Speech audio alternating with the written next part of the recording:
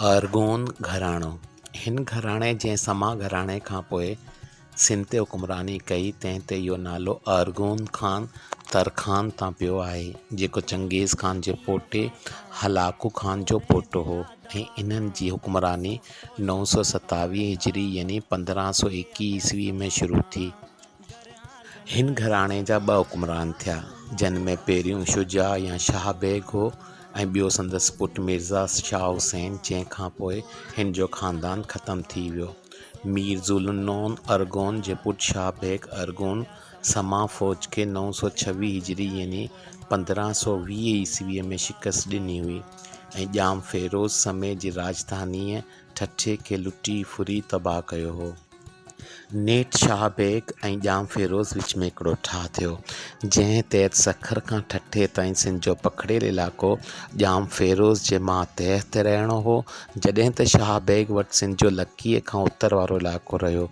पर जीअं त कई समा इन कार्रवाईअ खां चिड़ियल हुआ, तंहिं करे हिकिड़ो ॿियो फ़ौजी टकराउ सेवण वेझो टलटीअ जे माॻ ते थियो। नतीजे में समन खे मुकमल मात मिली ऐं शाह बेग जी सिंध जी गादीअ ते हुकूमत मज़बूत थी वई। हुन पोइ बखर जे क़िले ते कब्ज़ो कयो ऐं उन्हनि जी भितियुनि खे सगारो कयईं, जंहिं मक़सद लाइ पकियूं सिरूं अरोड़ जे पुराणे क़िले खां आंदियूं वयूं ऐं ॿियो घुरिबल मवाद हथु करण लाइ बखर जे भरपासे वारे घरनि खे ढाई पट कयो वियो। हुन बखर जे शहीदनि खे क़िले मां ॿाहिरि निकिरण जी इजाज़त ॾिनी ऐं खेनि रोड़ीअ में रहण लाइ पट ॾिनई,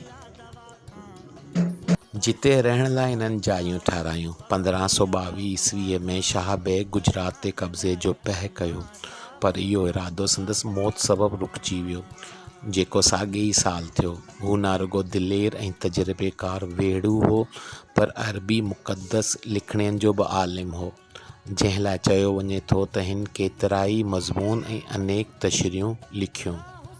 शाह बेग जी वफ़ात खां पोइ सिंध जे तख़्त ते संदसि वॾो पुटु मिर्ज़ा शाह हुसैन तख़्त ते वेठो, जंहिंजो पहिरियों क़दम ठठे ते चढ़ाई हुई, जिते ॼाम फ़ेरोज़ ज़ाहिरी खणी हिकदमि आण मञी हुई, पर हिन हक़ीक़त में मज़ामत लाइ फ़ौज तयारु पे कई। शाह हुसैन जे ठठे पहुचण ते ॼाम फ़ेरोज़ कच्छ ॾांहुं भॼी वियो, जिते हिन हिकु फ़ौज गॾु कई ऐं दुश्मन खे मुंहुं ॾियण लाइ रवानो थियो, पर हुन नेठि मात खाधी ऐं गुजरात ॾांहुं भॼी वियो, जिते हिन वफ़ात कई। शाह हुसैन इंतिहाई शिदत सां बावड़ी जे ॾहरनि ऐं माछियुनि खे सज़ा ॾिनी, गॾोगॾु माथली जे महरनि खे बि सज़ा ॾिनई, जेके लगातार पाण में विढ़िया पिए। हुन मुल्तान ऐं उच ते बि कब्ज़ो कयो ऐं ॿिन्ही खे लुटी फुरी तबाह कयईं ऐं दिलावर जे क़िले ते बि कब्ज़ो कयईं। ठठे ॾांहुं वापसी ते हिन ॾाखणे पासे कच्छ ॾांहुं फ़ौज का कई, जिते खंगार नाले सरदार मथसि हमले जी तयारी पे कई। हुते बि हू सोभारो थियो ऐं केतिरनि ई माण्हुनि खे बांदी बनायाईं ऐं घणो लुट जो माल हथु कयाईं। इहो शाह हुसैन जी हुकुमरानी जो दौरु हो, जॾहिं मुग़ल बादशाह हुमायूं 1540 ईस्वीअ में गौर जे शेर ख़ान सूरी हथां शिकस्त खाधी ऐं सिंध ॾांहुं भॼी आयो, जिते हिन बखर जे क़िले ते कब्ज़े जी कोशिश कई, पर नाकाम थियो। शहनशाह पोइ जोधपुर ॾांहुं रवानो थियो, पर अमरकोट वारे रस्ते सिंध ॾांहुं मोटियो। हिन 1542 ईस्वीअ में मुल्क खे ॿीहर फ़तह करण जी कोशिश कई, पर वरी बि नाकाम थियो। हू कंधार ॾांहुं रवानो थियो।